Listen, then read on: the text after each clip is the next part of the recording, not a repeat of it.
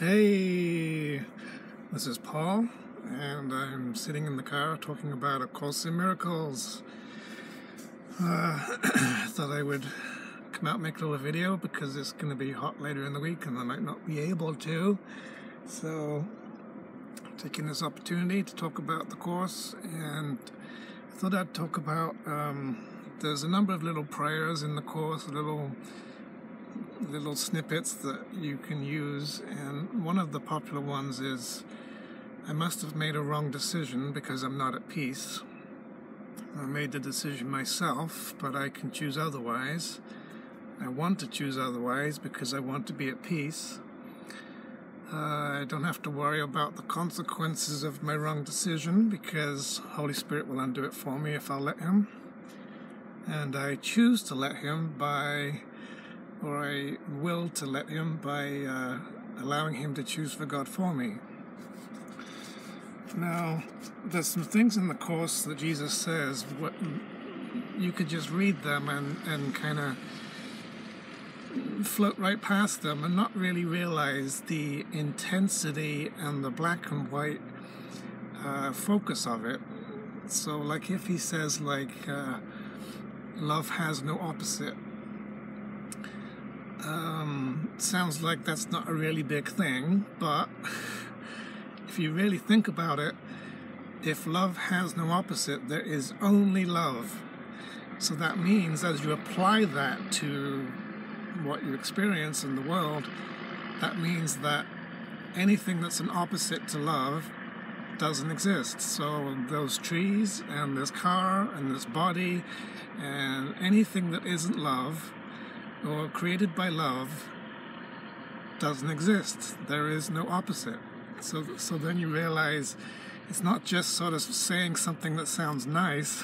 It means something very strong and very intense. And I found this to be true of this prayer as well, because it starts out with, I must have made a wrong decision because I'm not at peace. And so you might be thinking, well, I'm upset in some way and somebody did something to me and I'm feeling some things and having reactions. My ego's running wild and I didn't choose this stuff and I didn't put it there myself and someone else is responsible for it. And so it's a very kind of a vague starting point where you don't realize that what it's saying is, whatever I'm experiencing, I chose it, and I put it there, and I made it happen. So whatever I'm experiencing that is less than perfectly joyful and happy and loving and free and healthy and free from attack and free from ego, anything that's even slightly less than perfect must have happened as a result of my decision, my choosing. I decided on purpose to deliberately put in place this upset. So now you're starting to realize that it's a statement about extreme responsibility. So if I'm not at peace in any way, if anything is fucking up whatsoever, even if it's sickness or death or poverty or lack of abundance or relationship struggles, whatever, I must have decided to have that experience. I must have put that there, made it happen, implemented it myself, and now I'm experiencing it. So you can see how insane that reveals that it is, that you would deliberately make yourself unhappy. And that's what it's saying, is that if I'm not happy and I'm not at peace, I'm not having joy, someone made a decision that was very insane. It was a wrong-minded decision. I made it with the ego, and it has had these consequences, and the consequences are now what I'm experiencing, and it came from me. there is no other cause of this lack of peace or this upset. So I must have made a wrong decision if I'm not at peace. And that puts the responsibility 100% back in your court. So now as you take that one sentence and you apply it to how is this true of what I'm experiencing and what's happening in my life, you have to kind of make a connection between that and this particular upset must have resulted from my choosing.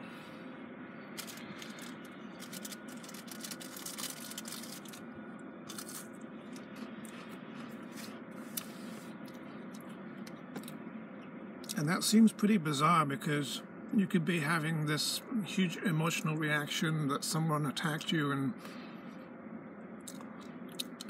you're upset about your workplace, or your neighbors are bothering you, or you lost your dog or something, and you think that's got nothing to do with you, and that there's all these things happening that are nothing to do with you, and you didn't choose them, and you didn't put them there, and you think that you're sane, and that you're so sane and normal-minded that you can't conceive of having made such a ridiculously bad choice that resulted in this suffering,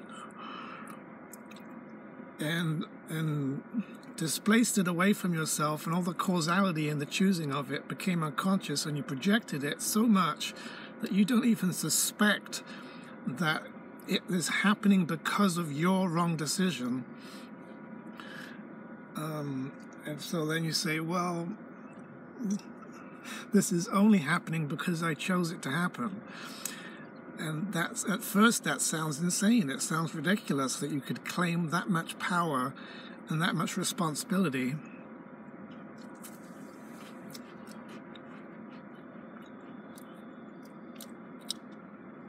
I looked up this quote this morning, The Secret to Salvation. It's like one paragraph in a section, and it says something like, the secret to salvation is that I am doing this to myself, and whatever's happening, no matter the form that it takes, this is still true, that I'm doing it to myself. And even if it seems like there's no matter who plays the role of victimizing, still this is true. No matter what form the attack seems to be taking, or who seems to be involved, or who's the instigator, or who seems to be making it happen, it's still true. It's still true that I'm still the one who's doing this to myself. Somehow my mind has that kind of power to be able to manipulate events and people and cause things seemingly outside of me to occur, to make myself be attacked in various ways and forms that I seem disassociated from, but my mind is the cause of it, and I'm using it to hurt myself. And you have to take complete responsibility for being the chooser of that wrong decision that has resulted in these suffering consequences, in order to reclaim the power to make a different choice, which is what comes later in the prayer. So it seems it's very radical.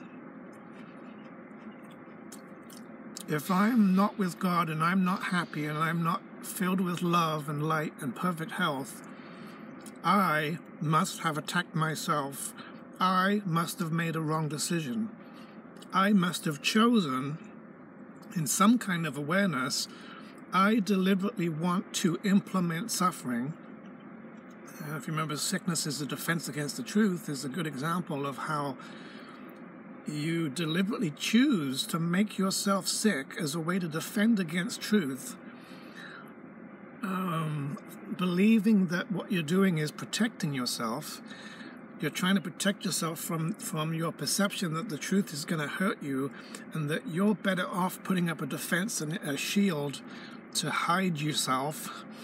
And it causes more separation, so you become more sick, and then it starts showing up as illness in the body, and you start suffering and wondering why the fuck this is happening. But you chose it, and you put it there, and you wanted it, and you made it happen. And that's the kind of power that you have, that to realize that your decision making isn't just disconnected from your life. Your decision making isn't just something you do in your intellect and then the rest of the world stays the way it is. Jesus says, here is the world in all its glory, or whatever he says, that even the forms of the things that seem to be occurring around you and to you are coming from you, and you're projecting them out there and asking for them to behave in certain ways and making them hurt you. And this is how people die, where you disown responsibility for choosing and power so much that you become very, very powerless, and it seems as though all the power is outside you in someone else's hands, or in the environment, or the food you eat, or whatever. Accidents that seem to happen that are not accidents, forms of self-attack and punishment, that you make it look like you're not choosing it and you're not doing it to yourself. And you have to realize that even those things and these very detached, externalized, separated off causes and things that happen to you, even though they seem really, really out of your control, they are still you attacking yourself. Somewhere in your mind, you're still asking for it. You're still choosing it. You still want it. And you still put it there yourself. And if you didn't do that, you would not have to suffer, because all attack is self-attack. And Jesus says you cannot be hurt unless you hurt yourself. It is unnatural to be hurt. You have to be doing something wrong. Let's see if I can get some of this heat to go out of this car here. Maybe I'll switch on a little bit of air, so I don't suffer at the hand of this unfair, selfish car who is against my will. Now I'm being positively affected against my will in a favorable way. How will I possibly deal with this dilemma? There, I've stopped being attacked by the cooler air. Okay, so I must have made a wrong decision, and it has led to a lack of peace. I must own that.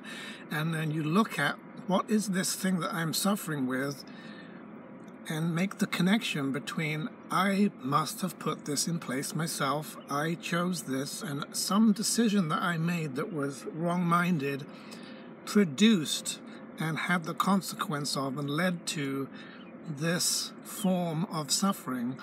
So if I'm unhappy for any reason, somewhere in my mind at some point I decided I'm going to be unhappy. If I'm feeling sad, at some point I decided I'm going to be sad now. If I'm being sick, at some point I chose and said, I want to be sick. And it is insane that we make these choices, but that's the egotism and the ego mind choosing to hurt yourself deliberately, and that we have to own the fact that we're trying to be suicidal here, and we have this death wish that we're trying to deliberately attack ourselves to try to get rid of the Son of God, and no one else is doing it to us. So if it happens, I must have made a wrong decision because I'm dead. So then you move on to the second line in the prayer, and it confirms this. I made the decision myself, but I can decide otherwise. So you're recognizing whatever this suffering is, no matter the form, I made the decision to suffer. This suffering, this feeling, this reaction, this pain, this sickness, whatever, I must have decided myself that I'm going to be this way and have this experience. And so I made the decision myself, puts you in touch with and confirms the authority and the power and the responsibility that you have to choose what you experience and what you cause, because you're a causer. Your mind isn't just kind of a layer of detachment that doesn't do anything, with the world being like a separate thing that just lives by itself. Your mind causes the world to change. It causes your body to change. And you implement the suffering. So you own the fact that I chose this. I made a decision myself. No one else decided for me that I'm unhappy. That's already starting to implement forgiveness, because now you're starting to see that person at the grocery store did not cause this upset. The person who cut me off in traffic isn't really the cause of why I'm upset and pissed off. I chose to have this feeling myself, and I put it there. And by admitting to that with honesty, you are reclaiming ownership. You're saying, you're not just owning up to having been guilty for attacking yourself or doing something wrong. You're owning responsibility for having the power and the ability to choose. And the ego really wants you not to have a recollection that you have freedom to choose. It wants to shut it out. So here you're getting back into the driver's seat and saying, I pulled the strings here, and I am the one who decides what's going to happen. In Myself is Ruler of the Universe, it talks about this very clearly, that nothing happens that I have not chosen. Nothing comes to me unbidden by myself. Only what I choose to happen must happen. If I don't choose something to happen, it does not happen.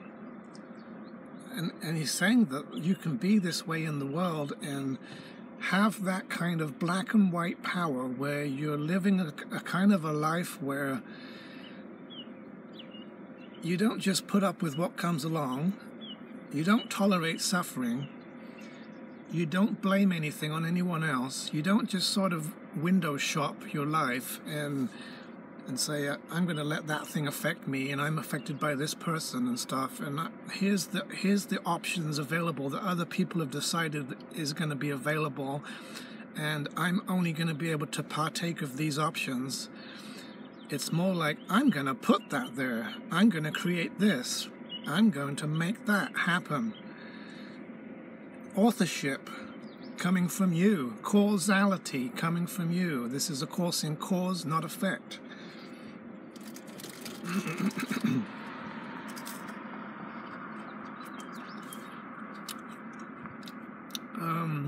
There's no victimhood in that whatsoever.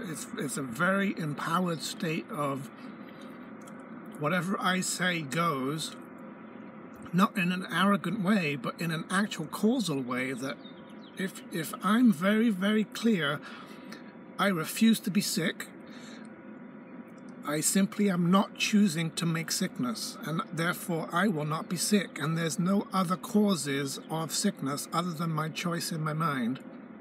So I have power over forms and bodies and events in the world and whatever. You have this miraculous power in the mind.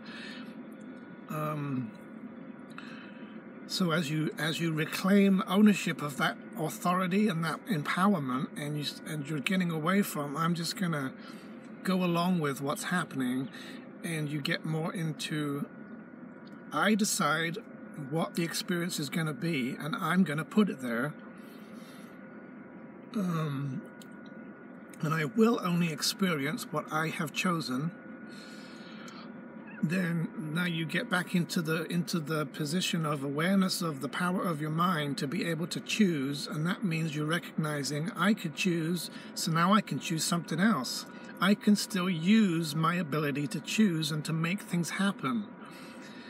You who made sickness and death, or you made sickness and death, therefore you can abolish both. Jesus is giving absolutely no wiggle room there. He's literally saying, you are the one who is responsible for causing your sickness. You are the one who had the power to make it happen. You gave it to yourself. You put it in your body, and therefore you had the power over sickness to be able to orchestrate sickness and to be able to dose it out and take it back and dose it out in a different form and take it back. You have absolutely, you have your finger on the on-off switch where you can say, okay, sickness now, sickness not now. Switch it on, switch it off. That's the power of your decision, the power of your mind. So you have to accept that power, and then you become aware that you have a choice, and you're not stuck with what you chose before. When you recognize that you did choose it, you only feel stuck with stuff when you don't recognize that you have chosen this and you're responsible and you did this to yourself. So you own up to, admit to the truth sets you free, and realize and become aware, consciously aware of, this is something that I wanted and I chose and I put there myself. And it's not happening against my will. I have to let go of the drama story about I don't want this and I didn't choose it and it's unfair and someone else gave it to me and it's outside my control. All that bullshit has to go in order for you to claim this responsibility and admit that you chose it, so that you can also access the freedom to be able to choose something else. And then now you can choose again. This is one of the themes in the course, to choose again. It doesn't have to be this way, and you don't have to stay in suffering. You don't have to keep maintaining your own suffering. So that means I made a decision myself. I did this. I'm going to own it, and I can choose otherwise. I'm now going to choose some other experience that I prefer, that is a saner experience, a decision that is made not in wrong-mindedness and ego and self-attack, but a decision that is going to be coming from a higher place in a more sane state of mind, aligned with the Holy Spirit's thought system. And you could describe it as allowing Him to decide for you, or you can also describe it as, I'm going to align myself with and agree with Holy Spirit's will for me, God's will for me to be happy and healthy, and we're going to be in agreement, and then we're going to be co-creating and choosing together willingly. You're not going to be having Holy Spirit be handing out commandments and forcing you to do things that you don't want to do. No one comes to the atonement unless they're willing. You have to have free will, willingness. So then you want to get Holy Spirit's advice, or if you want to, you can say, okay, please decide for me and tell me what to do. But you don't have to be subservient. You're supposed to become equal and share the same mindset and the same thinking and the same power and the same decision-making style with Him, so that you're deciding with Him, or using His way of thinking and perceiving to make a saner choice and a better choice. So then the next lines of the prayer come in.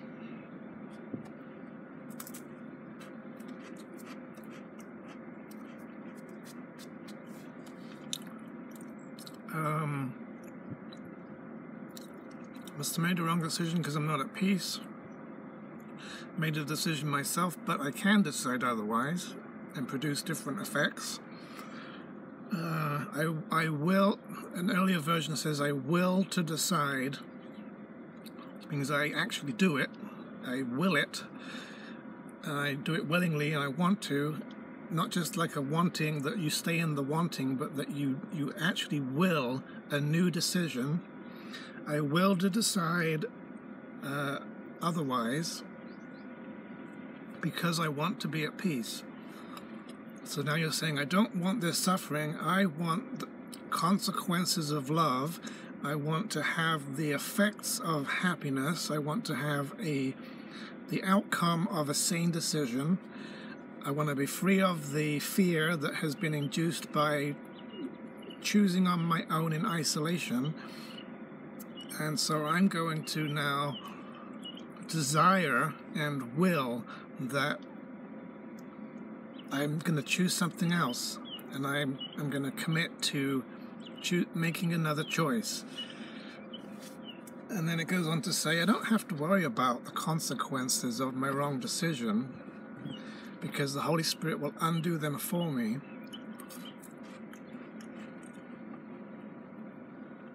What are the consequences of your wrong decision? Unhappiness, pain, suffering, sickness, loss, death, war, conflict, arguments with people, relationship struggles, stress, fear of being attacked. The entire ego spectrum is consequences of wrong decision. Every effect, every experience, every suffering, every unhappy feeling is the consequence that came from you making a stupid choice. Let's not call it stupid, let's just say it was a mistaken choice. And the question is, do you deserve forgiveness? Or do you deserve punishment? Do you need to worry about the fact that you supposedly sinned because a wrong-minded choice is like a sin? You're choosing against reality and against God's will, and that results in self-attacking choices. So you made this decision to try to oppose God's will and decide without Him and in disagreement with His will some kind of thing that you thought you wanted that is not like what He wants for you, and it resulted in illusory, crappy experiences that you no longer want. And so now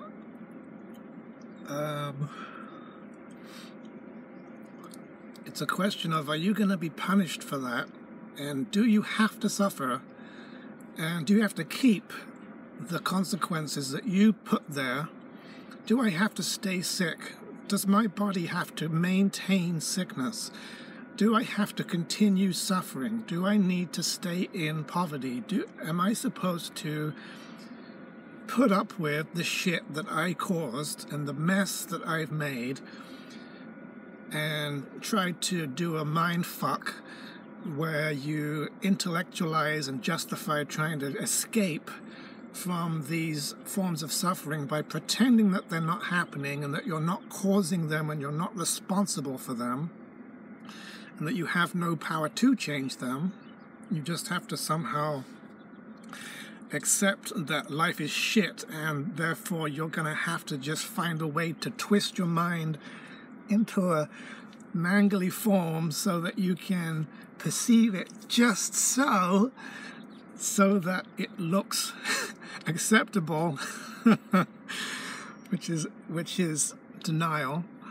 It's a denial of the fact that you made it happen and that you put it there in the first place, and you don't have to keep it. You made sickness and death, therefore you can abolish them. So then it's a question of, you don't have to stay with these consequences or even the forms, the physical forms of suffering, body sickness and pain that you made happen. You don't have to worry about those consequences. You don't have to be afraid of those consequences sticking around and continuing to bother you, or that you're supposed to suffer with them because you're guilty or that you deserve it. You deserve perfect happiness and perfect health at all times. You don't need to be suffering, you don't need to be sick, and you don't need to be dead. This is a course in life, permanent life, and health and happiness. And so the Holy Spirit will undo the consequences of my wrong decision if I'll let Him.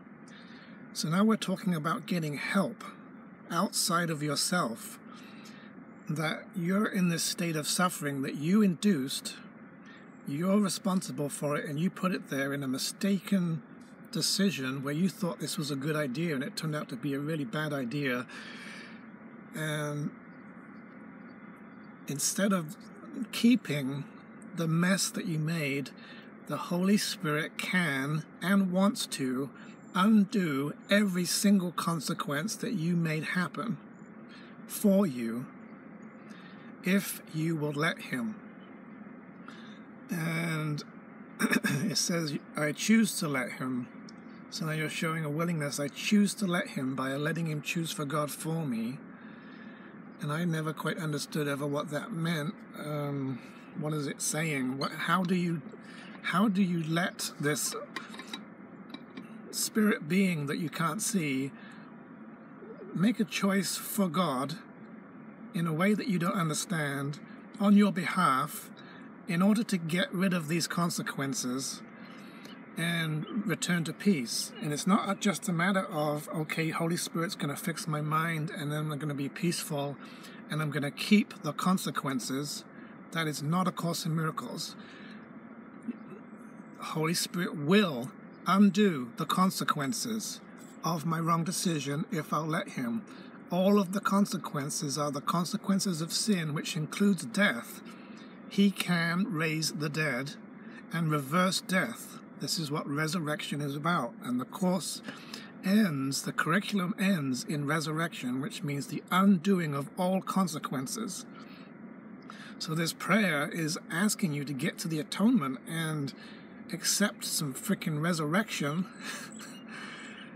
the reversal of sickness and death, the undoing of all the mess that you made, and the cancelling out of all the effects of ego decision-making, including bodily conditions.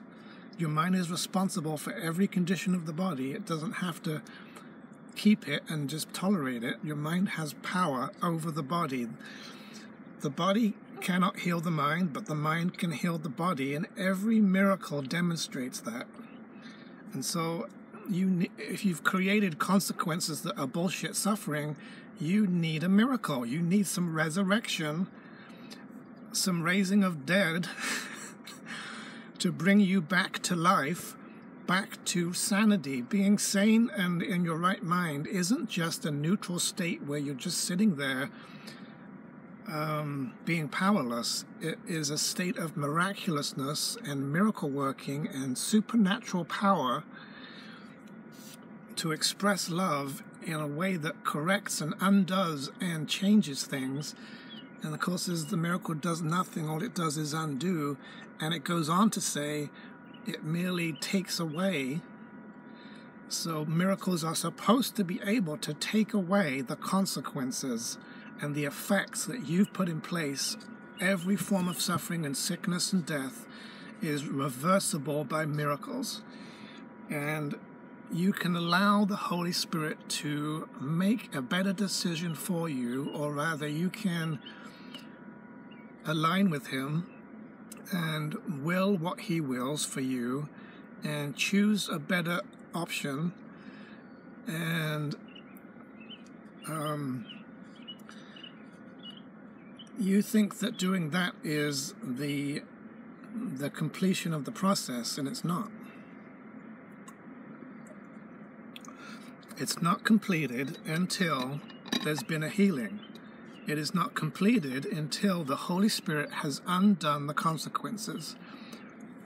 And that means, as you'll know in the atonement, when you get to atonement and you can let go of unwillingness and you can be willing to accept truth and love, That's how you are choosing the Holy Spirit's thought system. It's how you make a change in your mind between the ego's thought system and God's thought system. It's how you, and Jesus says the only real way that you can ever change your mind is at the point of atonement, where you are deciding between sin is real or sin is not real. Either I'm choosing the whole ego thought system, or I'm changing my mind and choosing the Holy Spirit's thought system. That's the only change.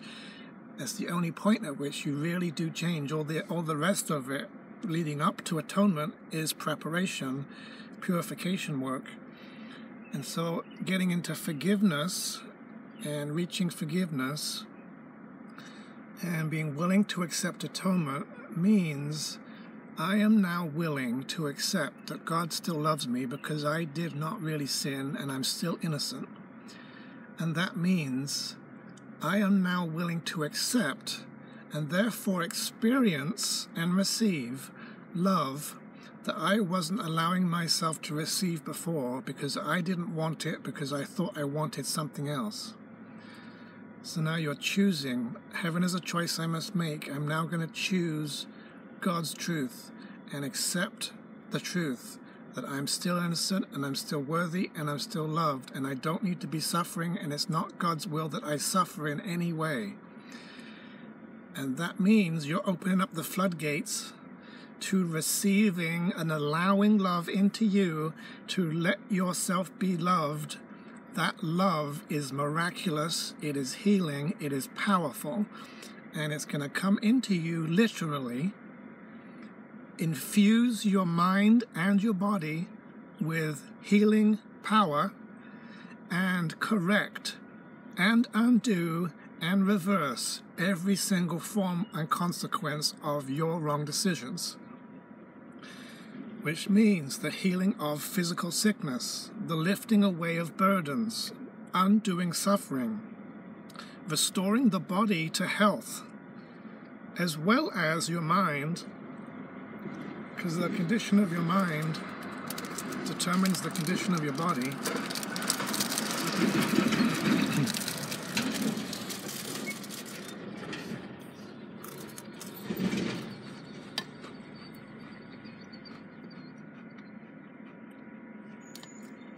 So in this prayer, he's saying, get some atonement. Damn it. Let yourself receive Holy Spirit's help and allow him to confirm God's truth and express it toward you and supernaturally heal you of all the consequences that you thought couldn't be undone, and the proof and the evidence that you assembled to prove that you're guilty and to testify that you deserve to die. Let him undo all that shit, and he will. And this literally means you have to be willing to allow and trust the Holy Spirit to come into you. He's already there, but you need to get out of the way and be willing and allowing and accepting and inviting to let him join with you and share your mind and come into your body, and he will then produce his manifestations, which are visible and can be seen, and he will correct and undo the consequences of your wrong decision. He will heal you for you. He will reverse sickness. He will bring you back to life. He will make you happy again. And it's not just about you changing your mind or receiving a healing in your mind. It's more like you get your mind in contact with the truth, and it goes up and it touches upon God's reality and opens a doorway, and then the source of miracles, which is love, shines through that doorway into you, comes down, falls like drops of healing rain, and heals you from above. Miracles are expressions of love, and shines away and corrects all evidence and symptoms and manifestations and demonstrations and bad choices of error that you put there for you. And you can develop this trust by surrendering and accepting atonement and through your forgiveness and inviting him in and letting him and asking him to please heal this for me. Holy Spirit, please correct me. Come into me now. I invite you in. Be here now in my body. Please come in and do whatever you want to do. Whatever you will to do, Holy Spirit, I trust you and allow you to heal me right now. Please come right now, and I will step aside and relax and surrender and let go and simply allow you, and I will receive. I'm just going to receive love and let myself be loved and healed.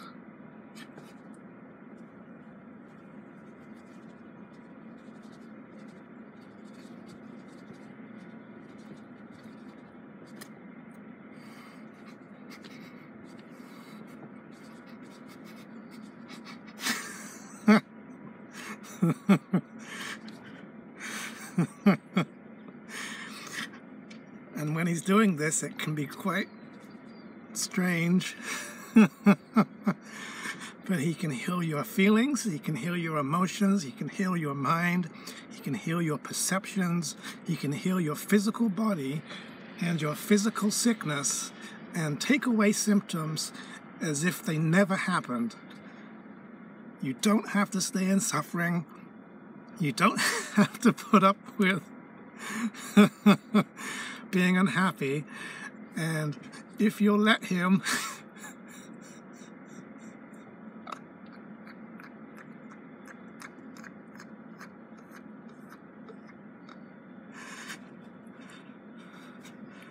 he will gladly, willingly help you by healing you, not just correcting your mind, but literally, proactively, powerfully undoing the consequences and the effects that have come from your ego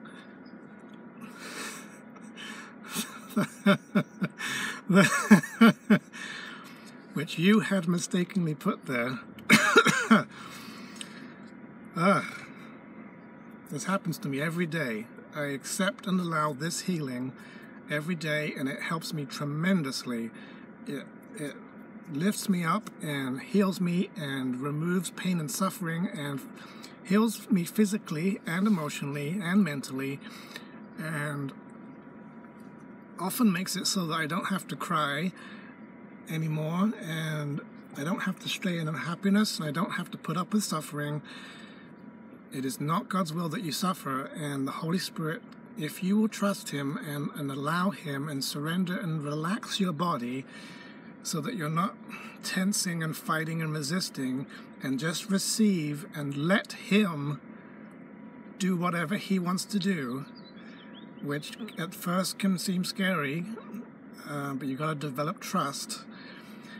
He literally is perfectly capable of healing the body and the mind and the feelings, and you don't have to keep them. You don't have to live with them. You don't have to just say, well, I can't change this stuff because I don't know how it got there, so I'm just going to have to keep it and live with it. But I'm okay with that because I'm going to change my mind and disappear off onto a cloud and see it in a different way so that it doesn't somehow matter that the body's still sick. It's bullshit, because you're using your body to demonstrate attack.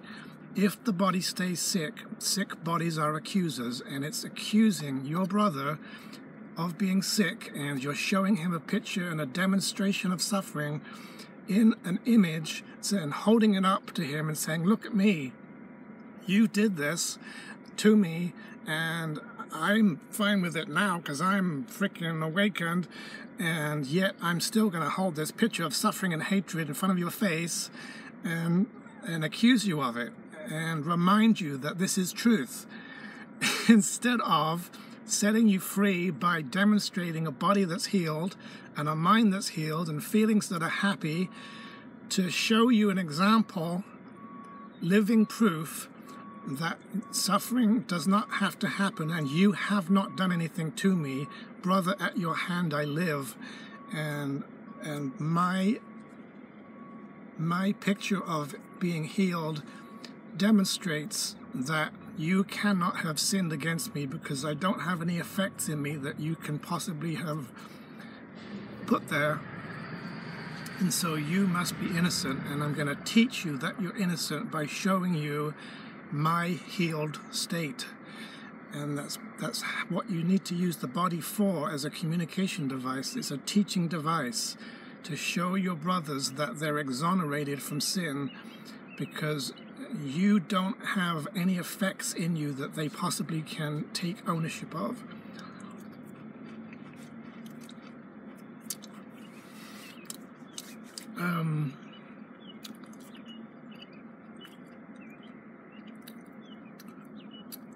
So as you let the Holy Spirit undo the consequences of your own decision, and you're letting Him choose with you, and you're accepting the truth about you, and you're getting into some atonement and allowing love to shine into you, miracles are not shifts in perception. You have to get perception corrected first and shift it up to the atonement to open the door to access miracles that are shining from heaven, that come down into you as expressions of love from the source of love, which is God, to extend, to allow it to extend through you and to experience it in you and coming out of you, to flow life through you so that you become alive again and your body gets healed and lifted up. And there's nothing that He cannot heal for you, and there's nothing that you cannot heal, nothing your holiness cannot do. You are a miracle worker. You are miraculous. You've been created with miraculous power in your mind. Use it. Let yourself be happy again by receiving love from above. So I must have made the wrong decision if I'm not at peace in any way. I must have made the decision myself. It's no one else's fault. But I can choose again if I want to, and I will choose again, and I choose again by allowing Holy Spirit to choose for me or to represent the better choice that I'm going to align with. I don't have to worry about suffering and punishment and sickness and death, because He can undo it for me if I want Him to let me. Rather, if I will let Him. And I choose to let Him by allowing Him to decide for God for me. Or I want to choose differently because I want to be at peace, and I let Him undo the consequences that came from me trying to run my own life, and I now receive and accept and surrender to God's grace and blessing, and I let myself return to life and be happy and healed and whole again, so that I don't have to stay with this nightmare that I made myself. And I can now come back to life, get to resurrection, and then exit the dream of death through the doorway of life, which is in the atonement. And that's how you get out of the dream of death, is to go back to life, back towards God, back towards reality and truth. Not just kind of sidestepping the bullshit that's out there, but taking the bullshit away, undoing it, canceling it out, disappearing it, making it vanish, reversing death, reversing suffering, and then ending up with only life left and symbols of life, and then going home to God to be happy for fucking ever, permanently alive, and accepting the truth about who you really are, which has not changed. So I'm going to stop there. I'm going to get back to something else, and hopefully this gave you some deeper insight into this prayer. There's things like this in the Course that you can take that are so small, but if you can really examine them and look at the logic behind it, and what is it really saying and implying and meaning, how does this apply to the world and to my body and my life, you start to realize this is a freaking massive teaching, huge statements in a tiny form, and that's one of the things that makes the Course so powerful. So God bless. Hope you can trust Holy Spirit to help you and allow God to love you because you deserve it. And I'll see you next time. Bye-bye.